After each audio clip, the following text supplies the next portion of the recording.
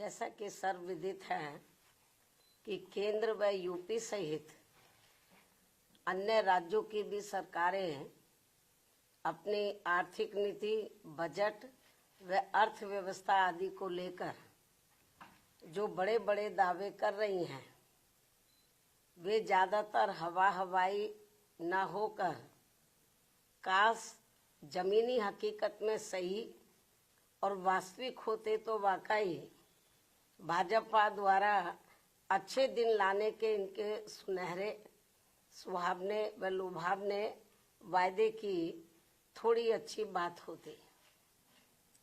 किंतु दुखद है कि सरकार की अधिकतर नीतियों एवं कार्यक्रमों से जग जाहिर तौर पर कुछ मुट्ठी भर बड़े बड़े पूंजीपति व धन्ना सेठ और अधिक धनवान बन रहे हैं व इन जैसे लोगों की संख्या दिन दोगुनी व रात चौगुनी बढ़ रही है, जो कि ये सरकार की पूंजीवाद समर्थक नीति का जीता जागता प्रमाण है। जबकि सरकारों का सही व संवैधानिक दायित्व अमीरों को और अधिक अमीर बनाने की बजाय यहाँ के दलितों, आदिवासियों, पिछड़े वर्गों व अन्य मेहनतकश समाज से संबंधित रखने वाले करीब 125 करोड़ नागरिकों की गरीबी, बेरोजगारी व हर प्रकार के इनके पिछड़ेपन को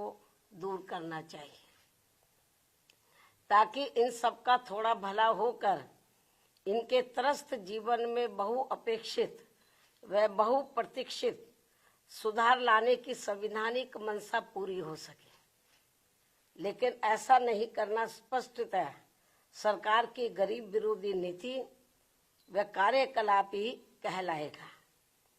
और यूपी व देश के ऐसे बिगड़े हालात को लेकर हमारी चिंता स्वाभाविक तौर पर इसलिए है क्योंकि अम्बेडकरवादी सोच व चिंतन वाली पार्टी बीएसपी इन्हीं वर्गों के शोषित पीड़ित करोड़ों लोगों को अपने पैरों पर खड़ा करने के लिए अस्तित्व में आई है और परम पूज्य बाबा साहब डॉक्टर भीमराव अंबेडकर के जीवन आदर्श की तरह ही लगातार संघर्षरत भी है तथा साथ ही उत्तर प्रदेश में 4 बार मेरे नेतृत्व में रही सरकार में सामाजिक परिवर्तन व आर्थिक मुक्ति का ऐतिहासिक सुधार जमीन पर उतार करके भी दिखाया है, जो इसका ये खास उदाहरण भी है। इसके अलावा वैसे तो यूपी को वर्तमान में जो चल रही है यूपी सरकार, यूपी को देश का ग्रोथ इंजन होने का दावा करते हुए नहीं थकती है, किंतु आबादी के हिसाब से देश के सबसे बड़े राज्य होने के बावजूद यहाँ के लोगों के जीवन की जो शिक्षा, स्वास्थ्य, सड़क, बिजली, पानी आदि बुनियादी जरूरतों को लेकर जो दुर्दशा है वह किसी से भी छिपी हुई नहीं है। केंद्र की तरह यूपी सरकार के पास भी धन की कमी नहीं है, लेकिन इसका इस्तेमाल यहाँ के गरीब लोगों के हित कल्याण तथा इनके जीवन सुधार में पूरे सही से नहीं होना, ये काफी चिंताजनक बात है। ये कांग्रेसी कृत्य है, ये तो कभी कांग्रेस के जमाने में होता था। ये कांग्रेसी कृत्य है जिस नक्शे कदम पर अब भाजपा सरकारें भी चलती हुई नजर आ रही हैं। भाजपा व अन्य और जो रीजनल पार्टियों की सरकारें हैं वो भी चलती हुई नजर आ रही हैं, जो बड़े दुख की बात है।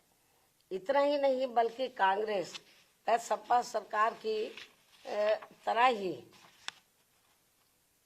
भाजपा सरकार द्वारा भी बाबा साहब डॉक्टर भीमराव अंबेडकर समग्र विकास योजना आदि जैसी महत्वपूर्ण योजनाओं को निष्क्रिय बना देने के कारण हमने जो डॉक्टर भीमराव अंबेडकर समग्र विकास योजना यूपी में शुरू की थी, तो इसको कांग्रेस और सपा की सरकार की तरह ही भाजपा सरकार द्वारा भी डॉक्टर अंबेडकर समग्र विकास, ग्राम विकास योजना आदि जैसी महत्वपूर्ण योजनाओं को निष्क्रिय बना देने के कारण अब गरीब ग्रामीण परिवारों का अपेक्षित समग्र विकास प्रभावित है। जबकि बीएसपी की सरकार ने इस योजना को भरपूर धन देकर गांवों को 17 बुनियादी सुविधाओं से जोड़कर यहाँ लोगों के जीवन में काफी सुधार लाया था। ये बात सर्वविदित है। लेकिन अब आम चर्चा के मुताबिक अधिकांश सरकारों पर लोगों को बसाने से ज्यादा लोगों के घर उजाड़ने के ज्यादा आरोप हर जगह लग रहे हैं। ये भी आम चर्चा है।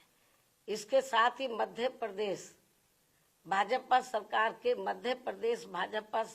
के वरिष्ठ मंत्री द्वारा विभिन्न सरकारी कल्याणकारी योजनाओं के लाभार्थियों को भिखारियों की फौज बताने से इन करोड़ गरीब अपेक्षितों के प्रति इनकी हीन, संकीर्ण एवं जातिवादी सोच ज्यादा प्रदर्शित होती है, जो ये गंभीर विषय भी है।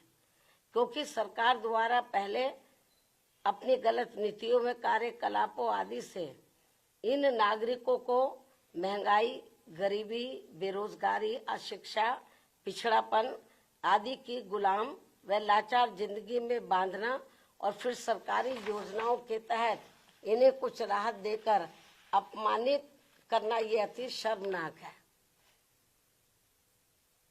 मतलब मामूली सा राहत देकर। उससे भी दुखद बात यह है कि दलित, शोषित, पीड़ित गरीबों को थोड़ा सा अनाज देकर इनका वोट लेकर सरकार बनाना और सरकार बन जाने पर इनको भिखारियों की फौज बताकर इनके आत्मसम्मान व स्वाभिमान को जबरदस्त ठेस पहुंचाने वाली खुली गरीब विरोधी जातिवादी राजनीति करना ये ठीक नहीं है। और इसकी जितनी भी निंदा की जाए वह कम है। ये विषय हालांकि मीडिया में तो काफी चर्चा में रहा है, लेकिन इसके बावजूद केंद्रीय नेतृत्व ने इसका संज्ञान लेना उचित नहीं समझा, जो ये भी चिंता की बात है। इसके साथ ही यूपी ही नहीं बल्कि पूरे देश में भाजपा सरकारों द्वारा कानून व सरकारी मशीनरी का दुरुपयोग करके धर्म विशेष के नागरिकों व उनके धार्मिक स्थलों आदि को जो टारगेट किया जा रहा है, वह संविधान की मान मर्यादा व उसके धर्म निरपेक्षता के मूल सिद्धांत के विरुद्ध वास्तव में देश के विकास को बाधित करने वाला कदम है।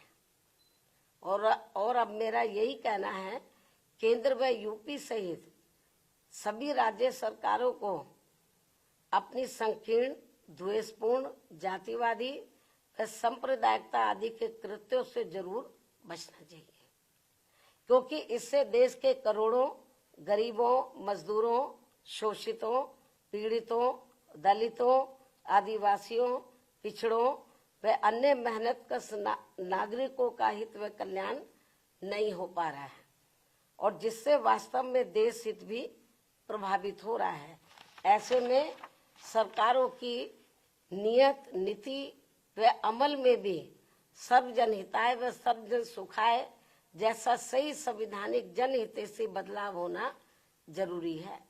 संक्षेप में अब हमारी पार्टी का यही कहना है कि हर वर्ष केंद्र व राज्यों के बजट में देश, प्रदेश व जनहित की जो काफी बड़ी बड़ी बातें कही जाती हैं, और आपको मालूम है इस समय बजट का दौर चल रहा है पूरे देश में। राज्यों की सरकारें अपना बजट रख रही हैं, केंद्र की सरकार ने भी बजट रखा, चर्चा भी अब इस पर होगी। लेकिन इन्होंने हर साल केंद्र और राज्यों की सरकारें अपने बजट में देश, प्रदेश व जनहित की, केंद्र की सरकार देश की जनहित की और राज्यों की सरकारें प्रदेश व जनहित की तो काफी बड़ी बड़ी बातें करती हैं, लेकिन उन पर 50% भी सही से अमल नहीं किया जाता है। क्योंकि मैं देख रही हूँ आए दिन किसी न किसी राज्य का बजट आ रहा है, लंबी चौड़ी बातें करते हैं। यूपी में भी कही गई, केंद्र की सरकार ने भी कही, लेकिन जितनी वो बड़ी बड़ी बातें करते हैं बजट को लेकर विभिन्न क्षेत्र में, उन पर 50% भी सही से अमल नहीं हो पा रहा है। और वास्तव में प्रैक्टिकल में तो देखने के लिए ये मिल रहा है कि जो दबे कुचले लोग हैं, दलित हैं, पिछड़े हैं, आदिवासी हैं, माइनॉरिटीज के लोग हैं, तो इनके साथ तो काफी अन्याय हो रहा है। तो इनके हित के लिए, इनके डेवलपमेंट के लिए, इनके मद में जो पैसा बजट में रखा जाता है कि इतना पैसा हम इनको दे रहे हैं इनके डेवलपमेंट के लिए, लेकिन वो पूरा पैसा उनके डेवलपमेंट में नहीं लगता। और हमें तो ये भी जानकारी मिलती है कि अंत में उनका काफी पैसा दूसरे मद पर खर्च कर दिया जाता है। और इसको लेकर हमारी पार्टी ने पार्लियामेंट के अंदर भी आवाज उठाई थी। जब मैं मेंबर पार्लियामेंट थी, मैंने भी इस मुद्दे को काफी गर्मजोशी के साथ उठाया था।